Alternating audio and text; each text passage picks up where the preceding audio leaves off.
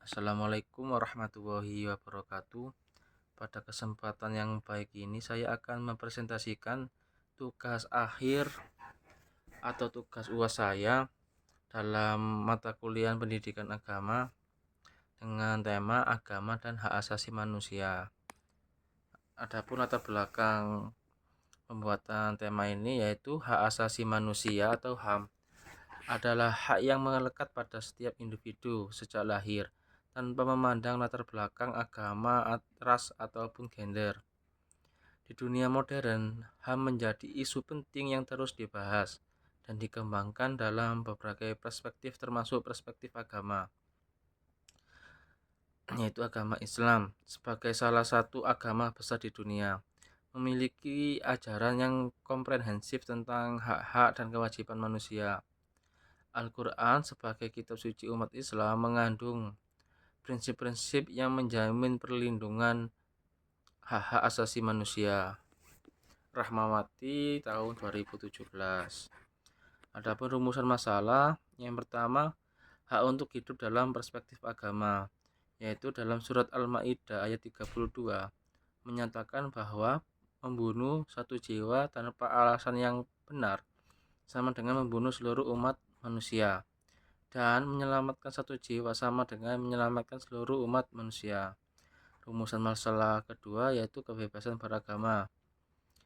Al-Quran menekankan kebebasan beragama dalam surat Al-Baqarah ayat 256 yang menyatakan tidak ada paksaan dalam agama, yang menegaskan bahwa setiap individu memiliki hak untuk memilih dan memeluk agama tanpa adanya paksaan dari pihak siapapun. Rumusan masalah yang ketiga, kesetaraan gender dalam perspektif agama. Itu Islam menegaskan kesetaraan spiritual antara laki-laki dan perempuan seperti yang tercantum dalam Quran surat Al-Ahzab ayat 35.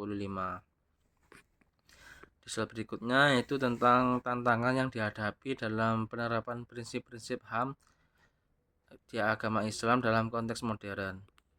Yang pertama, salah satu tantangan terbesar adalah perbedaan interpretasi terhadap teks-teks Al-Quran dan hadis yang berkaitan dengan hak asasi manusia. Yang kedua, hukum syariah dalam beberapa kasus mungkin tidak sepenuhnya selaras dengan konvensi internasional tentang hak-hak perempuan dan anak-anak. Yang ketiga, isu gender dan kesetaraan. Kesetaraan gender adalah salah satu bidang di mana tantangan penerapan prinsip-prinsip hak asasi manusia, yaitu agama Islam, sangat menonjol. Kita bahas satu persatu ya. Yang nomor satu, kebebasan beragama dan minoritas. Tantangan lain adalah penerapan prinsip kebebasan beragama dan perlindungan hak-hak minoritas agama dan masyarakat muslim. Yang kedua, pendidikan dan kesadaran. Rendahnya tingkat pendidikan dan pemahaman tentang hak asasi manusia dalam konteks Islam juga menjadi tantangan. Salah satu tantangan utama dalam penerapan prinsip-prinsip hak asasi manusia dalam Islam adalah perbedaan interpretasi terhadap teks-teks suci Al-Quran dan hadis. Berbagai mazhab dan ulama memiliki pandangan yang berbeda mengenai bagaimana ayat-ayat yang berkaitan dengan hak asasi manusia harus dipahami dan diterapkan.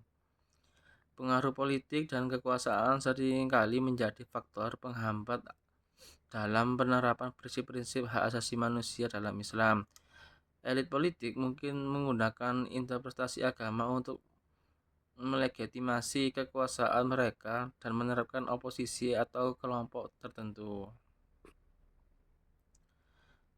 Kesimpulan dari materi ini yaitu agama Islam adalah dan HAM memiliki potensi untuk saling melengkapi meskipun terdapat perbedaan yang mendasar dalam beberapa hak untuk hidup, kebebasan beragama, dan kesetaraan gender adalah isu-isu kunci yang menentukan pendekatan dialogis dan inklusif dengan memahami perspektif agama secara mendalam dan menghormati keberagaman interpretasi.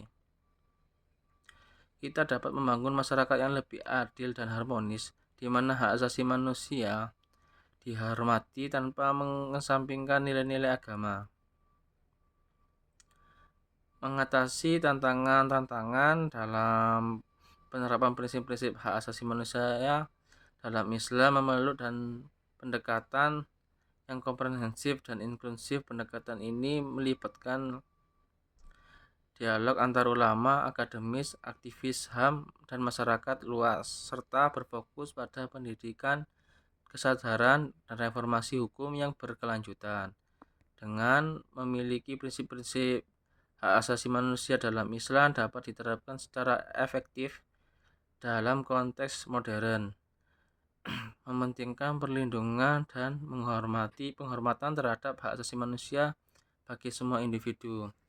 Sehingga dengan hak asasi manusia dalam penerapan di dunia pedoman hidup yaitu agama dapat berjalan secara harmonis dengan menghormati satu antara lain, yaitu perbedaan antar agama, sehingga tercipta kehidupan yang harmonis dan tidak ada isu perpecahan di negara tersebut.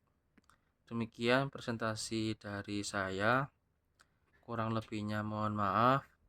Semoga menjadi tambahan ilmu dan wawasan bagi teman-teman yang menyimak. Kurang lebihnya saya mohon maaf. Saya akhiri. Wabillahi taufiq hidayah. Wassalamualaikum warahmatullahi wabarakatuh.